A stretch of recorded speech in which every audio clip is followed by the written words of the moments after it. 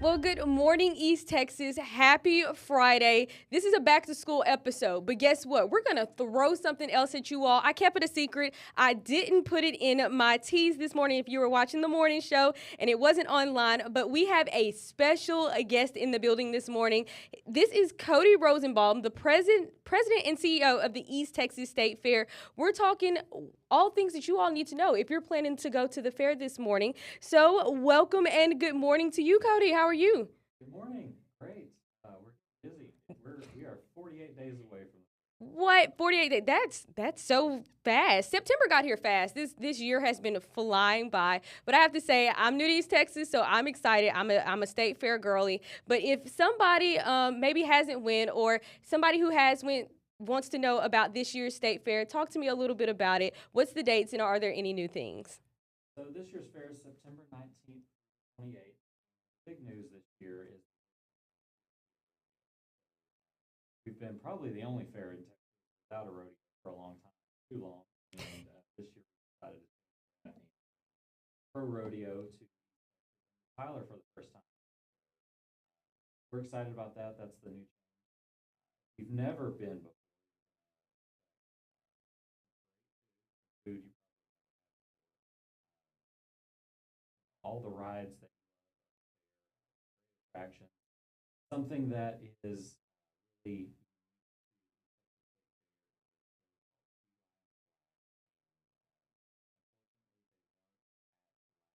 fair this year. Sea Lion Splash is back, so we're really excited about that. A lot, of course, all of the great petting zoo, pony rides.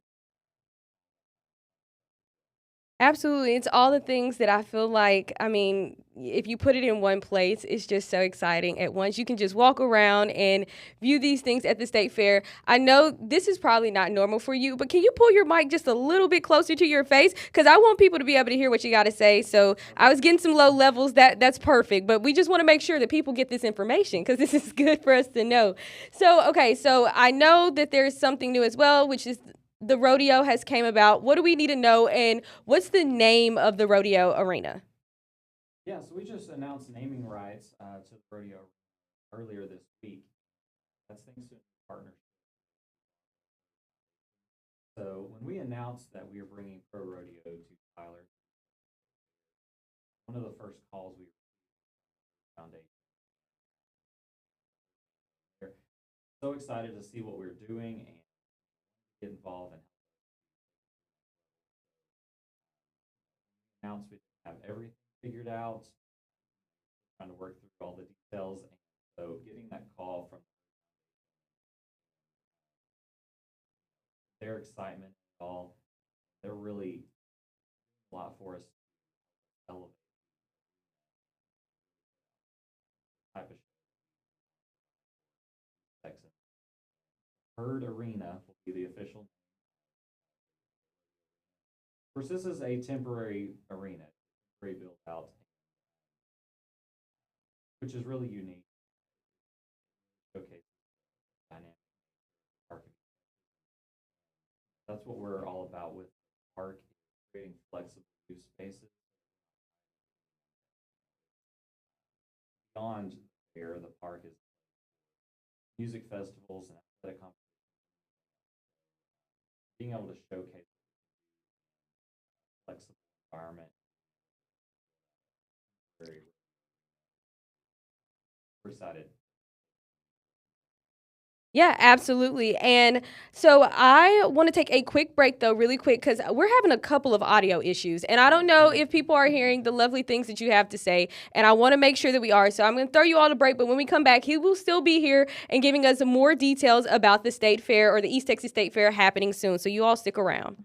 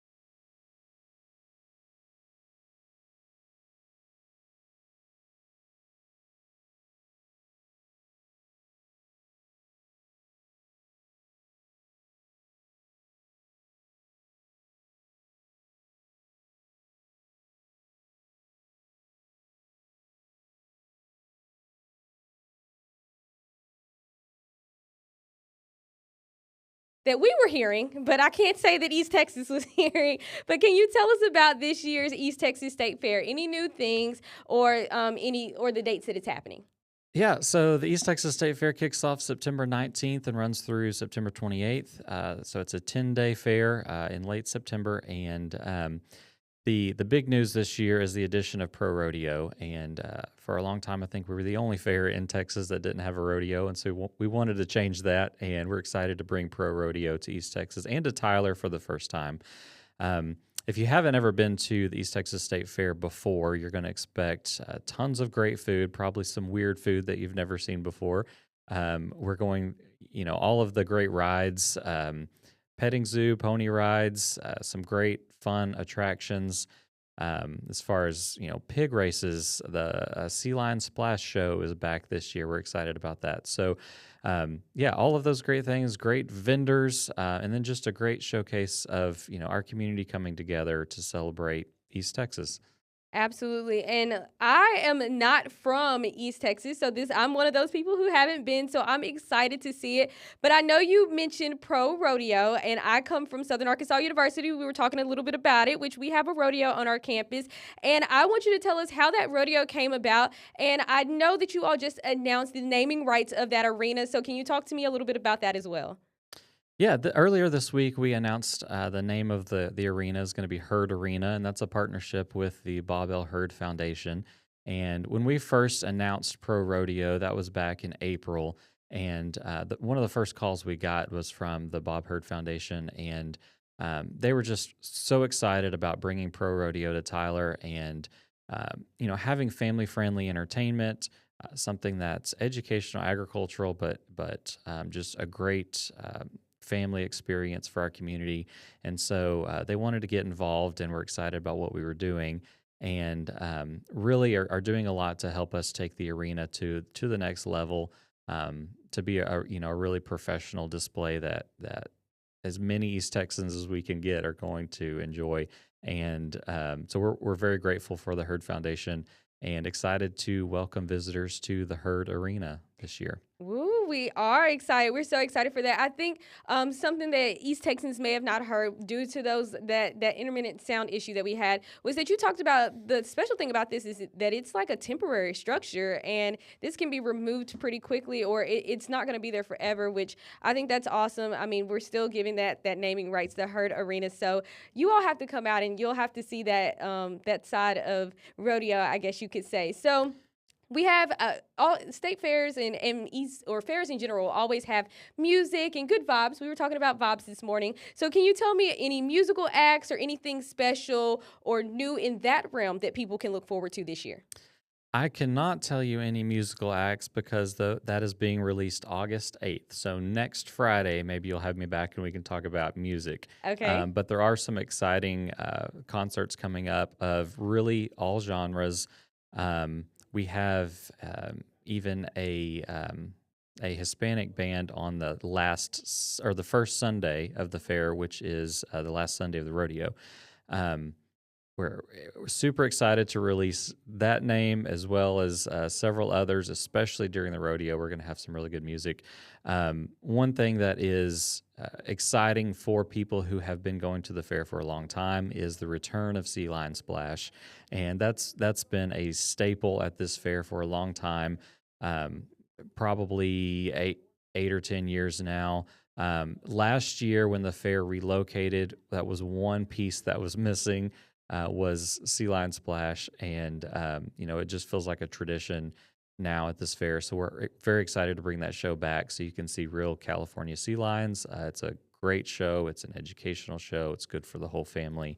In addition to, I think another thing that makes this fair really special is just the food, and that's something that keeps people coming back day after day during fair season.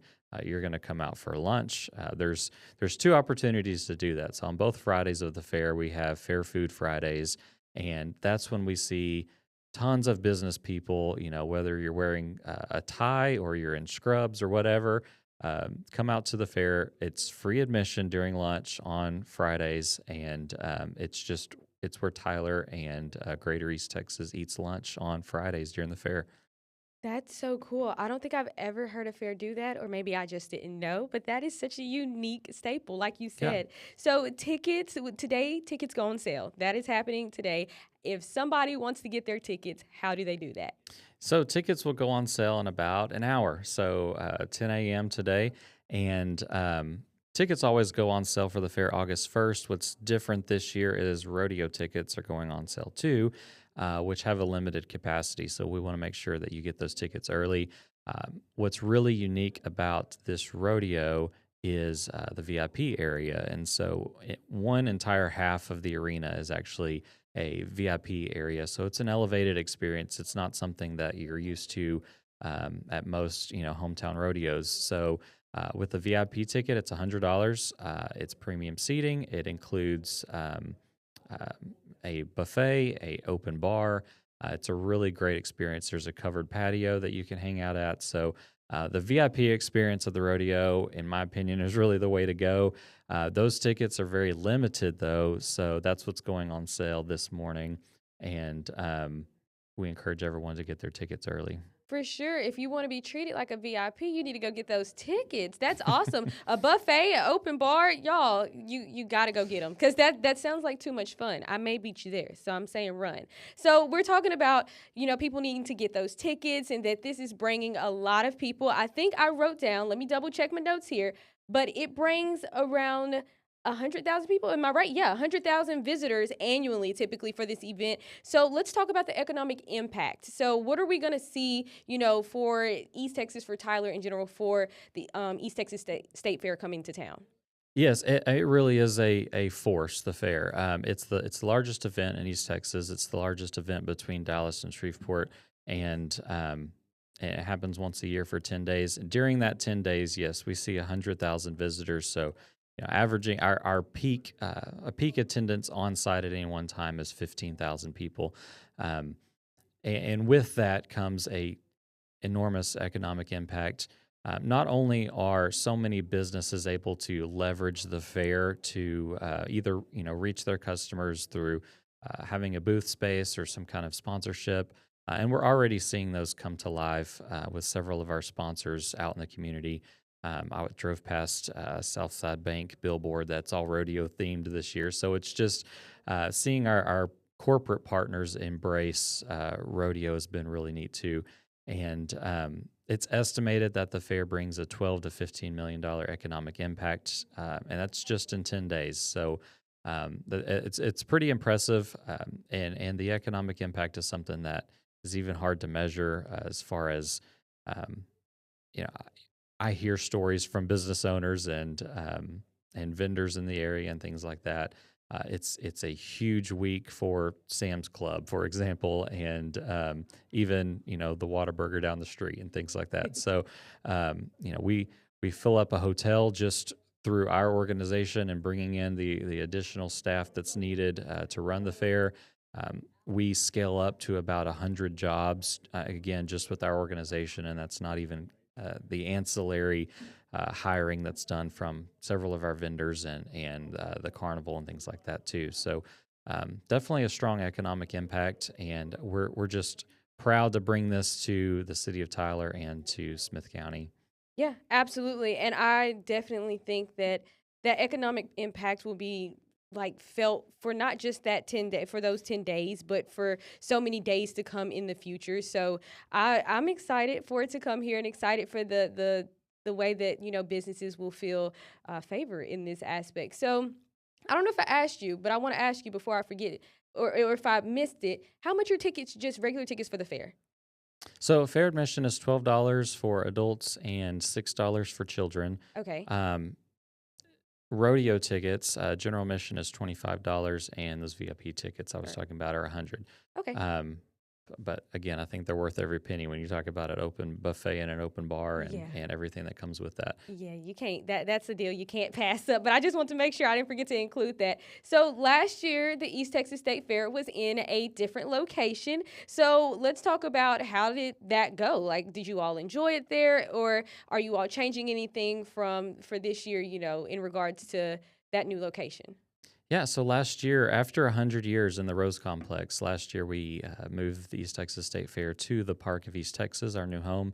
The Park of East Texas is owned and operated by the East Texas State Fair, and we already, since the fair has moved out there, we've had the opportunity to host several other events as well. We hosted the Red Dirt Barbecue and Music Festival, several other smaller festivals or chili cook-offs or tent revivals or anything like that. So the park is really blossoming and becoming just the place that East Texas gets together to have events. And it worked great for the fair last year. Of course, we will be making some adjustments in regards to traffic flow and basic things like security, cleaning, all of that kind of stuff. But the feedback that we got from the community was really, really great last year. Probably the number one compliment was how clean it was and how safe it felt, and that's something that we're really proud of. So, and another a benefit is just being able to offer on-site parking. So. Anyone who comes to the fair has the opportunity to park for free on site, and that's just a big game changer for this year, especially for this community who is used to the old location that, quite frankly, I'm not sure where they parked before. So that's been really great. Everyone's really enjoyed it. Everyone who has experienced the fair at the Park of East Texas, I've heard nothing but good things.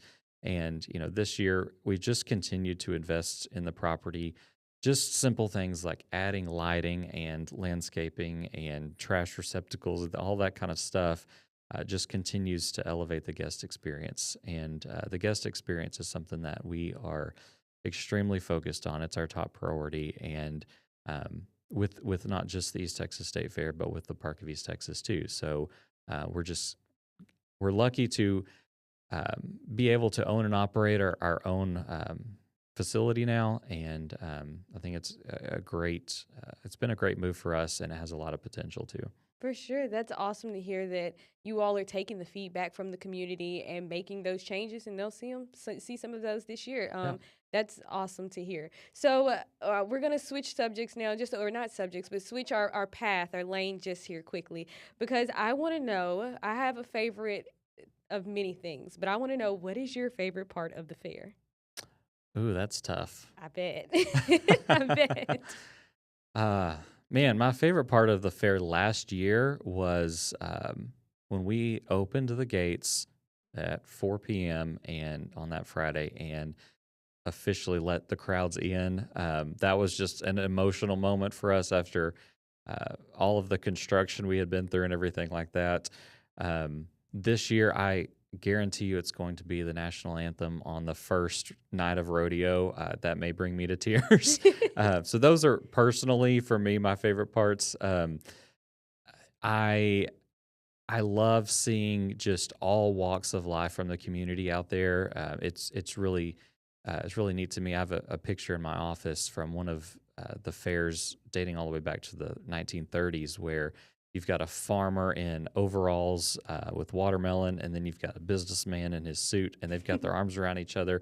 And it was just a good picture of what the fair was back then, bringing rural agriculture workers and city folks together. And now we see the entire Tyler community, all races, all income levels, and it's one of the few events where you really see the entire community embrace it and the community come together. And that's not just the visitors to the fair. It's our community of volunteers that we're seeing. We're going to have about 100 more volunteers this year than we did last year. Our volunteer network is just exploding as people want to continue to get involved. So just seeing the community come together and make it happen, and all the excitement is really my favorite part.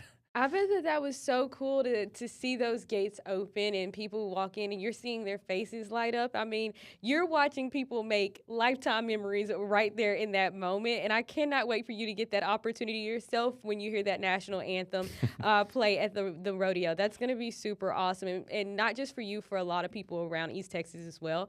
So my last question here, I have a favorite memory from the fair, which is typically my favorite memory is going to be about food. Funnel cakes, I love it. So So, do you have a favorite memory from just any fair in general or just the East Texas State Fair? Man, it's so hard to pick a favorite memory. We have so many stories over the years, and I so many of the memories come from just interacting with the people, and seeing, uh, you know, children who have never interacted with farm animals, getting to pet farm animals up close. We've had some, the birth of new dairy cows happen, at the fair, and we're going to see that this year in our birthing center. Um, so many great memories. It's hard to choose from, but I'm actually going to tell you a memory of a different fair, not Okay. ours. And this is, part of the reason fairs are so special to me. But my first date with my wife was at a fair, and our first kiss was on top of the Ferris wheel, and so that What a has to be lifetime. number one for me, right? That's a lifetime movie. I know that you're. If there's anybody out there listening, this is a book or a lifetime movie. That is awesome. What? So that you, I mean, really, honestly, it's so full circle for you to be now over the East Texas State Fair because that's where you're. Oh, that's awesome. It's all about creating those happy memories, and it spans, teenagers like we were back then, Yeah. all the way to, I look forward to taking our kids every year, and as even you see older couples out there Yeah. reliving their memories. So, and that'll be us someday. So That's so that's what awesome. it's all about, is just creating those family memories. Yeah, for sure. I mean, I can vividly remember um my memories from the fair. They're there. I can see them and picture them. I'm not sure if anybody else is like that, but that's how prominent they are because they mean a lot. But thank you so much for joining me this morning. Again, I apologize for our sound issues, but I'm just so happy that we got it fixed so that we could hear all the amazing things that you had to say about the East Texas State Fair. Again, you all, this is Cody Rosenbaum, the CEO and president of the East Texas State Fair. He's telling y'all, come out there to what is it? September? It's end of September. Give me those September dates again. 19th. September 19th. I keep forgetting them. My mind's fuzzled this morning. September 19th. Y'all be there when those gates open so that you can have a great time. Thank you again for joining me this morning. Thanks so much. Absolutely. Well, you all, we will be right back after this break, and we're going to jump right into our back to school back to school show. Y'all see my mind is fuzzled this morning, but we're going to jump right back in to our back to school show because there's some students that their summer break is sadly coming to a close. I know that's sad, but on Monday morning, they'll be walking the halls of school again, and we have safety tips as well as ways that you people in the community can give back to those who need it the most. So you all stick around and find out those things right after this break.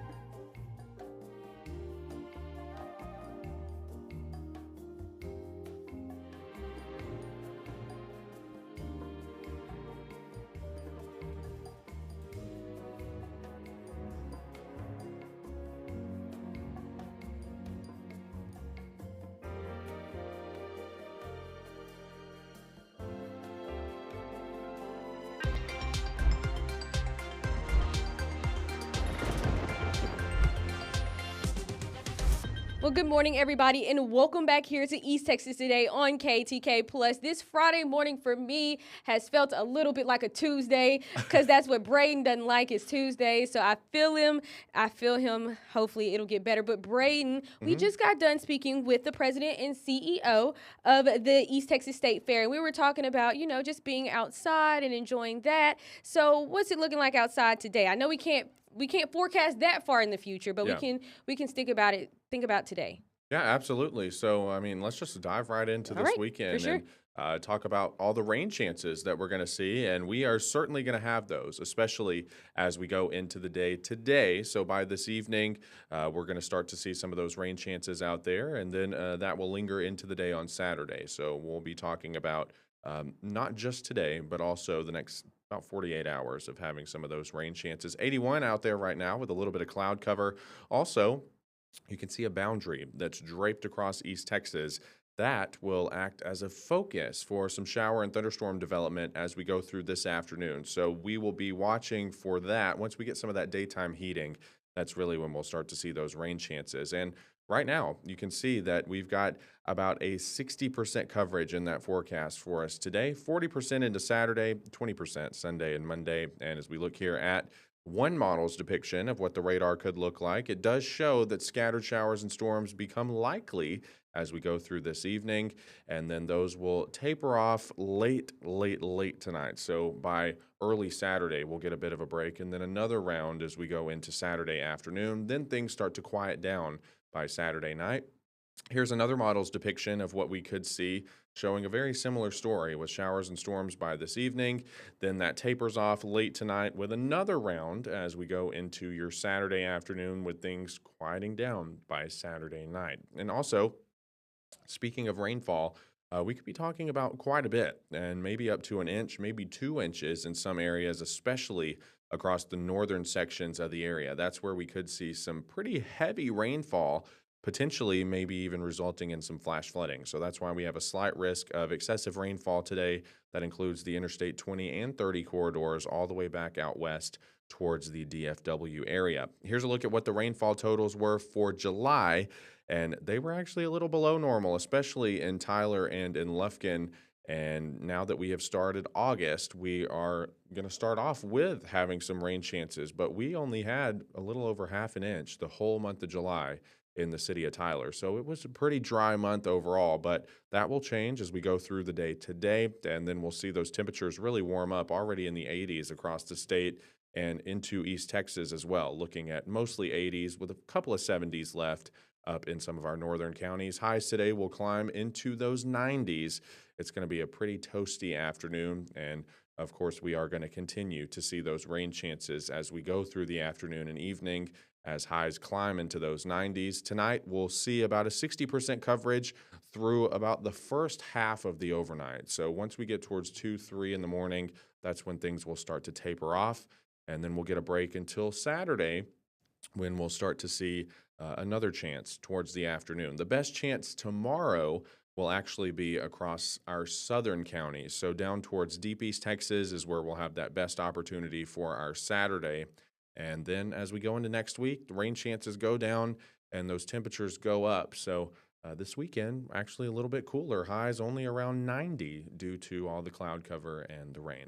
Braden, that always cracks me up when we're like, it's a little bit cooler, high Mhm. around 90. Yeah. 90 is cool here. It's so different to me, but I'm still getting used to it because that's still hot to me. Yeah. But I'm glad to see some rain in the forecast because looking down at that forecast, for the past, like you said, it's been dry and I think we need it. We would benefit from it. I mean, cooler Absolutely. temperatures and also wetting some of that grass and things that may be on the ground so that we don't have any grass fires or anything like Exactly. that. So I'm actually happy for this rain, but I do have to say it needs to leave before August 31st because that's when my wedding is. So I don't know what I need to do. Hey, climatology is on your side for that. Okay, so that is good. Long as we're looking at a good situation possibly for August 31st, it can rain from now until then. I'm not even gonna lie, I'm okay with it. But thank you so much for joining me this morning. Hopefully you have a great Friday. You all have to watch the weekend weather talk because he'll be sitting down this weekend. And can you tell me a little bit about that topic, what you're talking about? Yeah, absolutely. We're going to be talking more about the top 5 deadliest natural disasters that we've had in the 21st century here across the state of Texas. So, pretty interesting stuff. Yeah. We'll break down each event and go in detail about what exactly led to those events, what they were, and of course, the damage and death tolls that they left here, and what we can do to prepare for any similar events in the future. Yeah, so you all have to make sure that you're tuning into KTK Plus over the weekend as well, because Braden doesn't just go away on Friday. He's here for your weekend, I so am. he sticks around with us.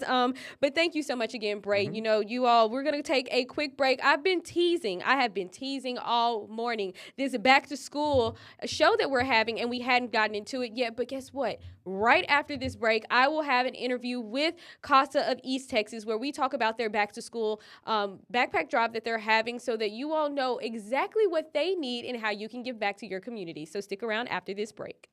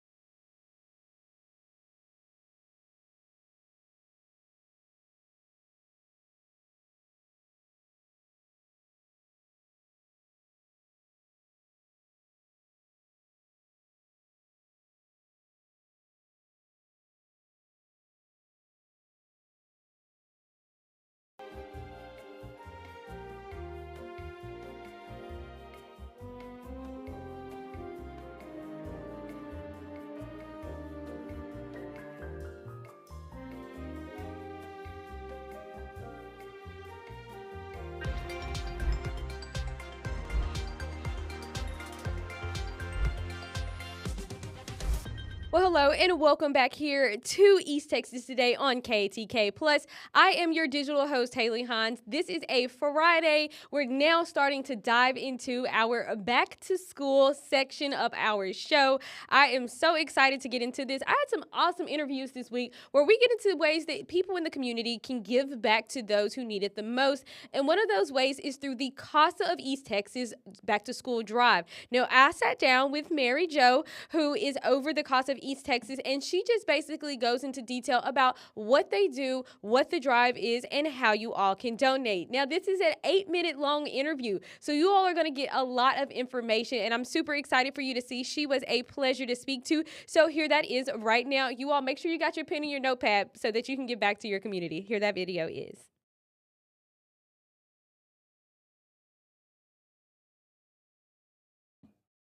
CEO of Casa for Kids of East Texas.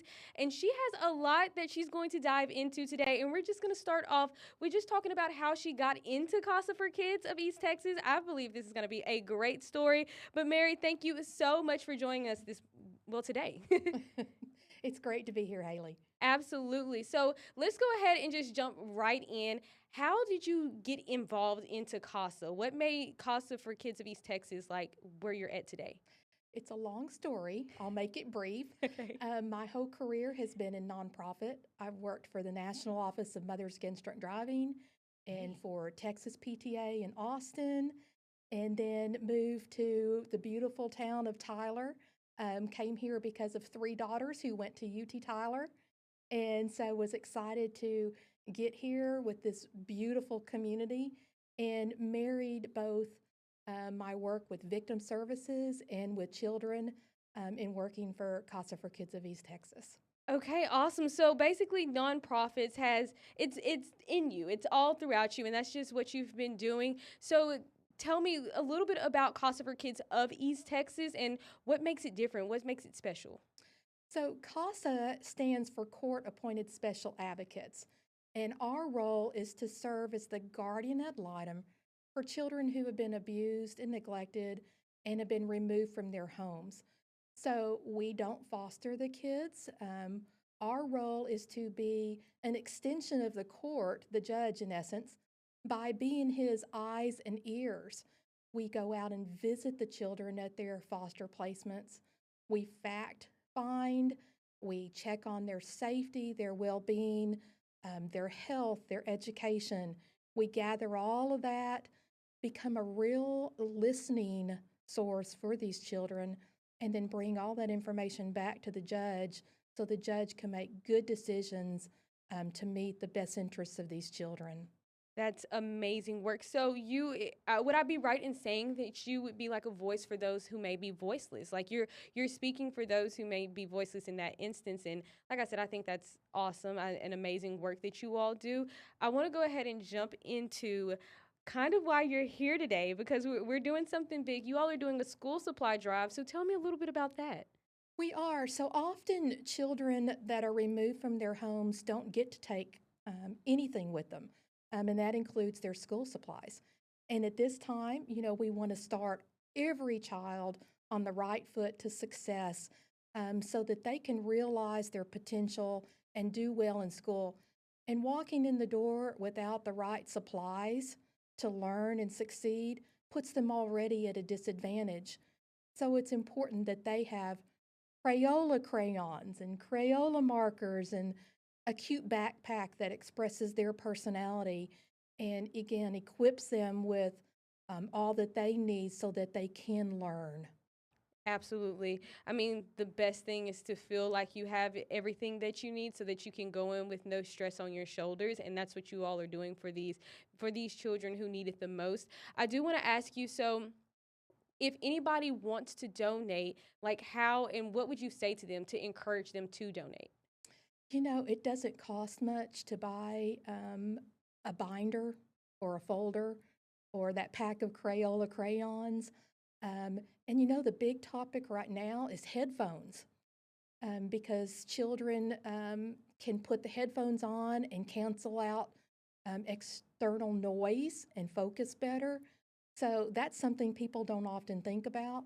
And of course, that precious, cute backpack that expresses their personality. Right. Absolutely. And I love that backpack. I see some characters on there that I feel like I may have been seeing recently because I guess I've been over there on the Disney Channel or whatever. But so if you mentioned crayons and different supplies, what supplies can people donate to help out? So anything name brand, anything new. The common school supplies, again, paper, binders, composition books, pens, pencils, backpacks, and then that headphones that I mentioned. And if those don't appeal to you, we really are in need of gift cards. What you don't think about that goes along with school supplies is school clothes. That's true. I mean, you look good, you feel good. So I could understand 1000% how that would be definitely needed for them as well. So you all remember that gift cards are an awesome thing. Are there any particular stores or is it just gift cards to anywhere? We love the more generic stores that can fulfill clothing needs, shoes, Walmart, Target, Academy, Amazon. Those are the ones that we prefer. Awesome. Okay. And if somebody is looking to find out more information about CASA or just more information in general about this supply drive, where can they go? You can go to tylercasa.org and find out more about everything about us and how to donate. You can also come by and drop off a gift card or any of these school supplies at our office. And we are located just a couple miles away from the studio at 3616 Westway in Tyler.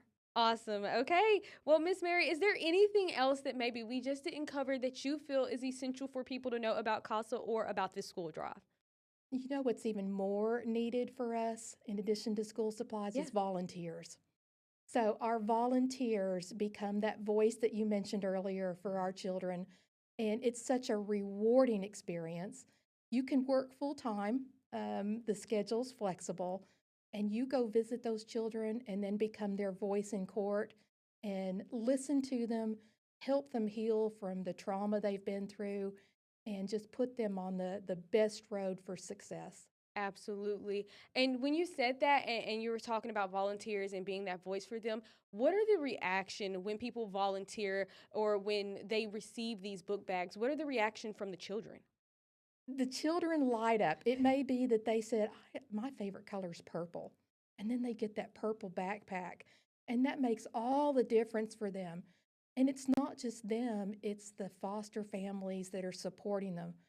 Often they may be placed with a grandparent on a fixed income who simply cannot afford, to buy that backpack.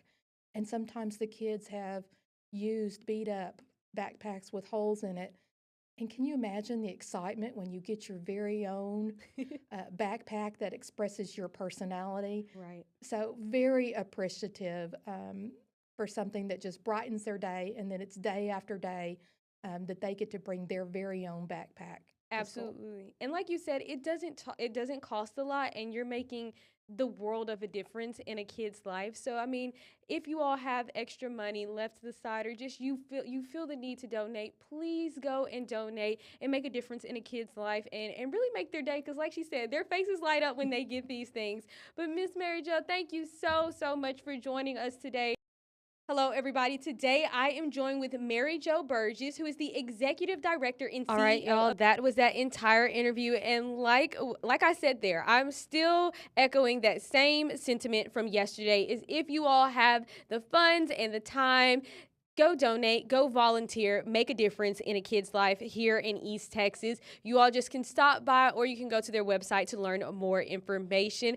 But I'm not done with the back to school episode or show today. I keep saying episode, like there's multiple. I guess, I don't know. We'll figure it out later. But like I said, I'm not done with the back to school show for today. So you all have to stick around after the break because, it's great to look good because you feel good. It's great to donate, but it's also great to be safe. And I sat down with the Lufkin Police Department, who's going to tell me all the information about how we and our students and our parents and teachers, drivers, how we can stay safe over the course of the 2025-2026 school year. So you all stick around for that after this break.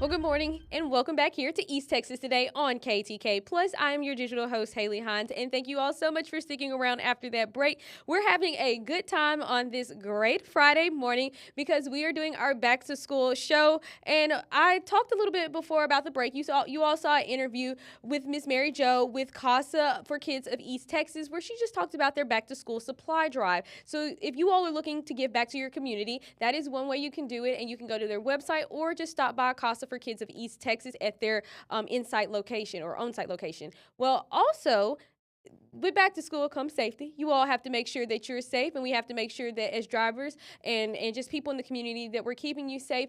And we sat down with the Lufkin Police Department. We sat down with Eddie Ibarra and with the Lufkin Police Department, who's the head of traffic, and Corporal Carter Williman, who's a detective, and they both just, when I say this interview was great, they were great. They gave me all the information that I needed to know, all the information that you all needed to know, answered these questions beautifully, and I cannot wait for you all to see it. So you all are going to have to pay attention to this. Like I said for the last one, get your notepads. Parents out there, get your notepads, because these are some great tips and tricks for your kids and to make sure that you're implementing this school year. And they even talk about the cell phone ban and how that will kind of flow into the school year as well as with safety. So if you all are curious, this is a great interview to pay attention to. So here that is now.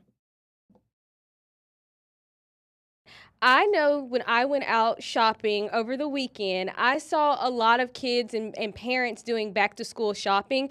And so it raised, and I also saw a heavier presence of law enforcement. So it raised the question for me, are you all doing anything in particular with a lot of parents and kids, going back to school in regards to like increased law enforcement or increased patrol?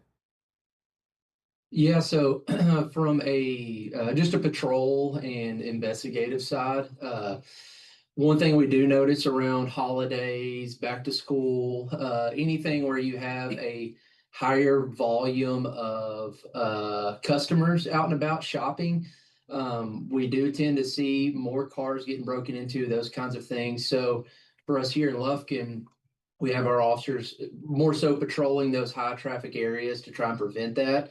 And there's also, I mean, there's a lot of things that, that pedestrians and people within the city can do to mitigate that and stop, I guess, curious criminals from trying to steal and whatnot from their vehicles. So yeah, we step up our patrol in those areas, and same thing with Eddie and traffic control is they'll do the same thing with our roadways. They're a little more focused on those school zones as well, and just trying to mitigate any accidents or any unnecessary rushing to and from. Absolutely. And you mentioned that there are some things that we can do as people and individuals out going shopping or who may just be out and about during that time. What are some of those tips that you have? Yeah, so I would say first off, lock your vehicle. Probably 90+% of our vehicles that get broken into are unlocked vehicles, so there's not necessarily any forced entry. It's more so criminals walking around through parking lots, checking door handles, just to see if there's anybody that left a vehicle unlocked. And if somebody does see something like that, we definitely encourage them to call us if something looks suspicious. Another thing on top of that would be just to make sure that you're hiding valuables or removing valuables from your vehicle when you're going to and from. I know, when my wife, for example, goes out shopping, I don't do a whole lot of shopping unless it's for groceries. But whenever my wife goes out shopping, I know she'll go shopping at multiple places. She doesn't necessarily just shop at one spot and then goes home and takes stuff back. She'll hit multiple businesses. And so one thing I would say is if you're purchasing items, after you purchase them, you get to your vehicle. If you're going to another destination, just make sure you're hiding those in the vehicle as opposed to having them sitting on a seat where they're easily visible to anybody that's walking by, because those are easy opportunities for criminals to see that, say, hey, that's an easy, smash and grab, and they'll bust out a window or just pull on the door if it's unlocked. So just hide your valuables in those scenarios, and that'll help mitigate a lot of that. Absolutely, and I couldn't agree more because I was actually in a parking lot when something of this manner was happening. Thankfully, it didn't happen to me, but they do. I mean, cars are unlocked, and that's what they're walking around trying to do. Now, I want to jump back to the school zone area, and let's talk a little bit about changes that may be happening as we're going back to school. So, what can drivers and pedestrians look out for when it comes to changes? Maybe speed changes or just things to look out for during that time. Well, one thing is reduced speeds. There's going to be some school zones. The speeds are going to be reduced in certain school zones, so be prepared to slow down. The other thing is the pedestrian traffic is going to be increased, by children and stuff like that. And also the potential bus activities. There's going to be buses. They're going to be stopping. So that's something that drivers need to be aware that whenever they see these flashing lights, yellow means slow down, doesn't mean speed up to beat the red flashing lights. And when they see the red flashing lights with the extended arm, that means stop. And not only to look out for the buzzers, but also look out for children because they're unpredictable. They can just, when they see the buzz, they'll take off running. So we tell them to watch for the flashing lights and watch for the pedestrians of the children as well as the school zones, speed zones. Awesome. Those are some really good tips for drivers and people to keep in mind when they're out there on the roads, or if you're just walking, keep a lookout for the kids. Now, what are the biggest issues that you see with drivers during during school and during those first days back to class, I guess I could say? Well, one of the increased traffic congestion, the school buses. I mean, you got the neighborhood school zones. There's going to be traffic's going to be very congested.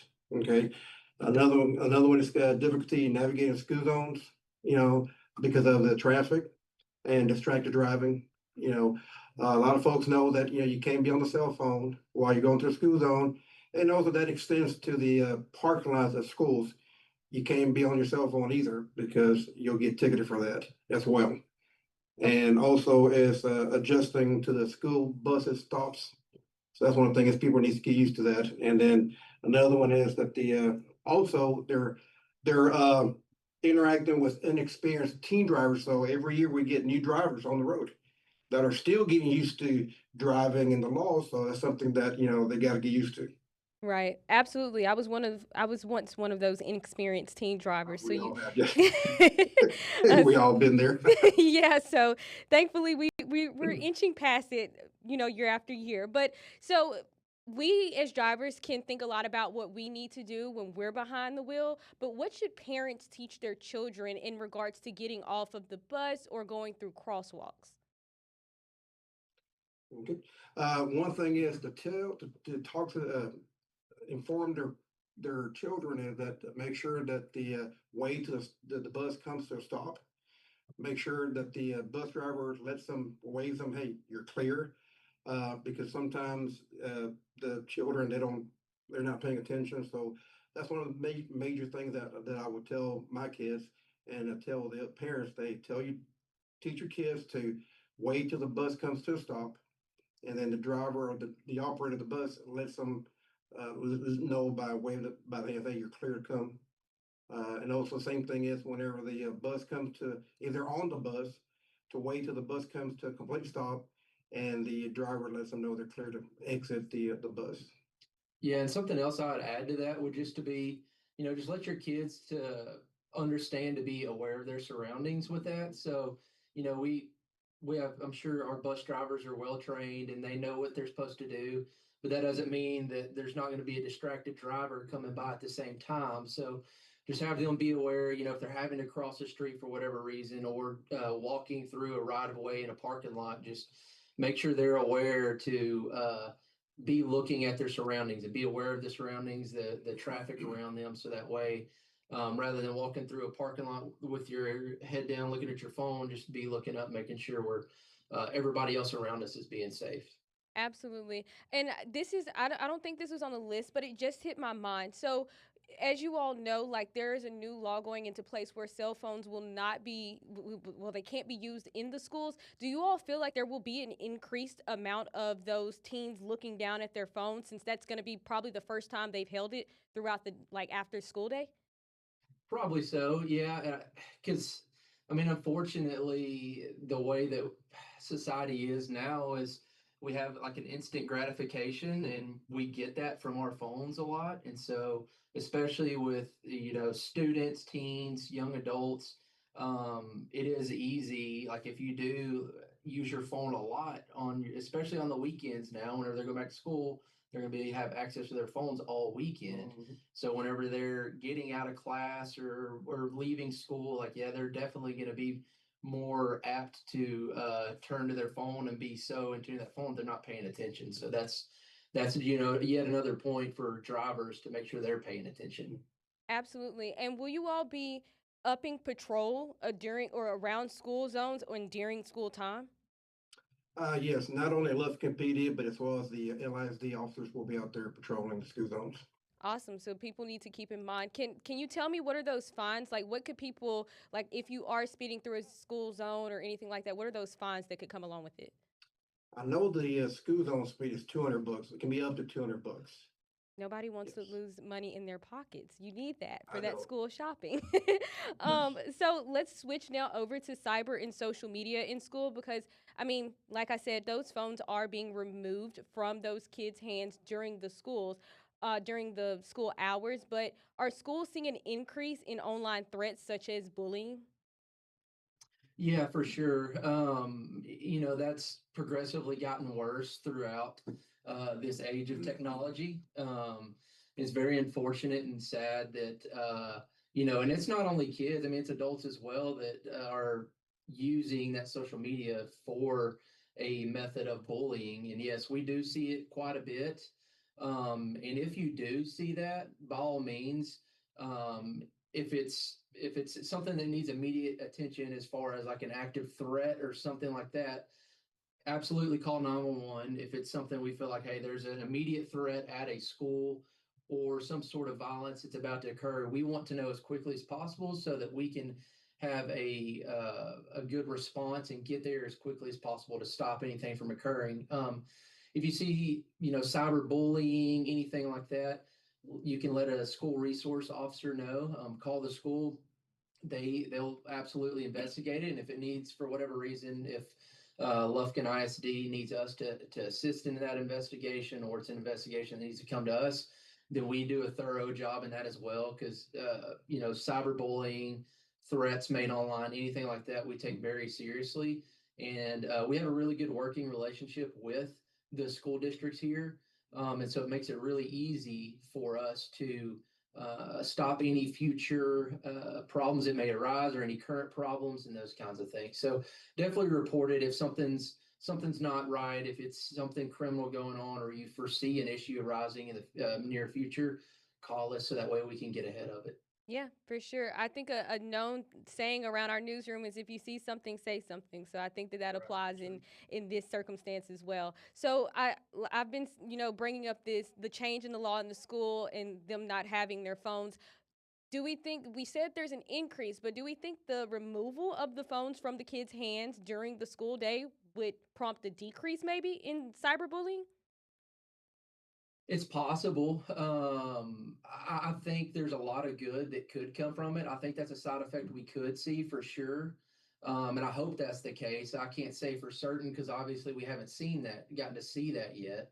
But yes, I feel like that could lead to a decrease in that cyberbullying, because the less time the phone is in a kid's hands is the less time they have available to bully or harass or make threats or whatever through that phone. Absolutely. And with that new cell phones ban, people are afraid and parents are afraid that they won't be able to be alerted as quickly, like the children won't be able to be alerted as quickly if there's a threat to the school. Do you all have anything to say to that, or how are you all going to work with the district if that does happen? Right. Yeah. What I would say is all the school districts have some sort of notification system that goes out to the parents as well as the city of Lufkin. We have a notification system as well as social media. There's so many different avenues that we have to alert parents, families, whoever of an incident that occurs. And honestly, for us, I feel like it makes that a little more organized so that there's not misinformation put out there. So whenever the students don't necessarily aren't able to access their phones, if we're able to give that response and let them know, hey, this is what's happened, this is what steps have been taken, this is what we're actively dealing with, then that also helps us reduce the chaos, because it's already going to be such a chaotic situation if something were to occur, that we don't, we have, so we've done some training with Lufkin ISD and surrounding schools, and we have certain places that we'll send parents to if something were to occur, certain places, if there were any injuries that we know that they'll be going to get transported. So we've already organized a system in which will keep students safer and teachers safer.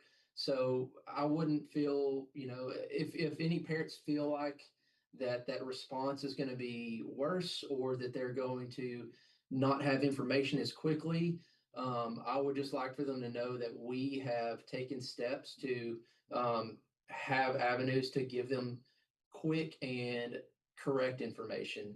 So if anything, as a parent, me as a parent as well, I feel more comfortable knowing that students are, or rather that officers or admin have access to channels to let family members know correct information, as opposed to, all the students everywhere sending out mass messages to everybody, and there being 50 different stories out there of what's going on. So For sure. just know that it's organized. We are very well versed, I would say, here, especially in creating plans and making sure that we have a plan in place if something were to occur.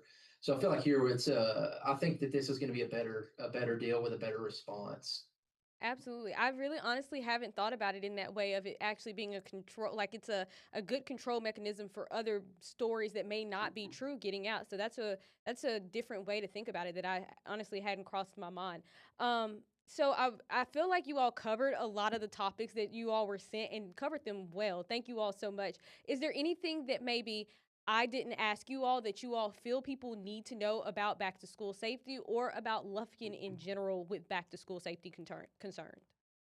Uh, I guess the only other thing I would touch on is that is for parents to don't be afraid to be a little nosy with your kids, especially when that comes to social media. I know this time of year kids get really involved in extracurriculars, whether that be sports or band, whatever it is that they're involved in. I would just caution parents to be aware of what their kids are posting, what they're involved in online. I mean, there's apps out there, games that have backdoor ways for um, people with bad intentions to make contact with your kids. And one other thing with that would be, if your kids like to post online, that's totally fine. I would caution them with this, to say that if your kids are involved in a lot of extracurriculars, the more you put out where they are and when they are there, and if they tag places that they're at, that just gives somebody that has bad intentions a better idea of where your child is going to be at what time they're going to be there. So just be aware of that. Otherwise, yeah, that's really, I mean, I think you covered everything and asked a lot of good questions. Thank you. Also, you prompted another question in my head though, with saying like you're putting out a lot of information about where your kid is. I do see a lot of parents on Facebook do those boards where it's like I'm in this grade, or this is my Mhm. name. Do you all have anything or like to say about that in general? Yeah. Oh yeah, I would just say I think it's good to have a core group of parents and communicating with parents. But yeah, I think as far as you're talking about the actual boards they'll post like first day photos with, Yes, sir. I think you could do some little information. Like I know they like my favorite color is this, and maybe not, if you do take those pictures, maybe more so save those for yourself and for your own personal memories, rather than putting every little specific detail of your child's day out there online. Because like I said, I mean, there's plenty of people out there with bad intentions, and we do everything we can as police to stop them and find them before anything occurs. But obviously crimes happen all the time, so it's not, we're not able to do that all the time. We're not able to stop everybody. And the last thing we want to do is respond to something that could have been prevented in the first place if we just don't give out that information in a public online forum. So I would just pictures are great. I love, all the memories of having all the memories of photos and videos of my kids. Store those for yourself if you're putting out specific information. For sure, because I know that I've seen it, and I usually see these posts circulating around this time, marking out what you shouldn't put. So parents, Right. just keep that in mind that your babies are precious, and there are not a lot. Well, there's some not precious people out there, is what to say. But Yeah. thank you, y'all have been so awesome to talk to and so knowledgeable. And first off, thank you so much for protecting us during this time of year, because I know crime probably ramps up during the summer and around back to school time. So y'all are awesome. Thank you for joining me. Yep. Thank you.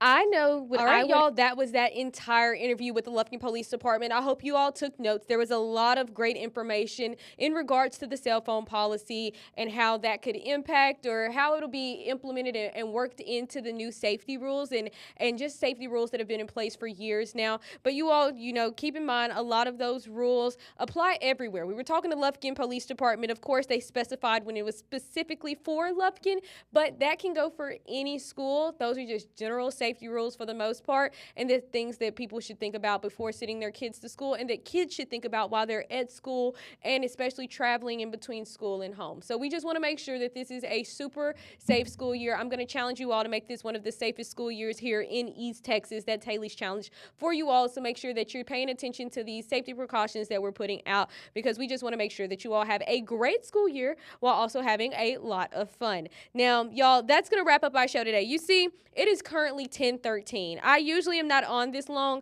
but we had so much great information that I needed you all to see. It wasn't a want. I needed you all to see this. So I'm so glad that you all stuck around after, just a little bit after 10 o'clock, so that you all could wrap up that interview with me. But I do want to say before I go, now our digital team is working extremely hard and putting together a lot of great information and articles that you can find on KTK.com. Now, you say, how do I get there? Well, you can scan that QR code on your screen and it will take you directly to our website. Like I said, that's KTK.com, and you will be able to find a plethora of articles over back to school safety or just back to school dates. I do have some dates that I can read off, and I'm sure that those who need to know it know that they will be going back to school on these dates. But we have Athens, Avenger, Elkhart, Latexo, Leggett, Malta, New Boston, New Diana, New Summerfield, Unalaska, and Timpson, all returning back to school on August 4th. So if you all want to know what other schools around East Texas are starting and when they are starting, scan that QR code on your screen. We have an article online and up right now ready for you all to read on KTK.com. We also have an online article that's displaying all of those new cell phone policies that, are happening around East Texas. And we have, I'm going to say this. I didn't get to show it. I'm so sad I didn't get to show it because I worked on it, but it's okay. I'm going to go ahead and wrap up. I have somebody sitting here waiting to put something together really awesome for you all this weekend. But if you all are looking for a back to school bash, because we're celebrating summer, we're partying hard because we're wrapping up and we're about to go back to school, you all can go to Facebook, okay? I know. I'm going to send you somewhere different right now. Go to Facebook, go to events, and look up Tyler, Texas, or wherever you are, and that will show you events happening near you. And I know that our digital team is working on getting that to you all as well. But for now, for those happening today, you all make sure that you head over there to see, where you can go to have your fun last days of summer. But thank you again so much for joining me this morning. We've had a good time this Friday morning. We started off a little bumpy, but it's not how you start, it's how you end. And remember that for the rest of today and the rest of the week and the rest of your time here. I will see you all on Monday. Make sure you're tuning in to the Weekend Weather Talk as well as East Texas Live Weekend this weekend on Saturday and Sunday. See you all Monday. Have a great weekend.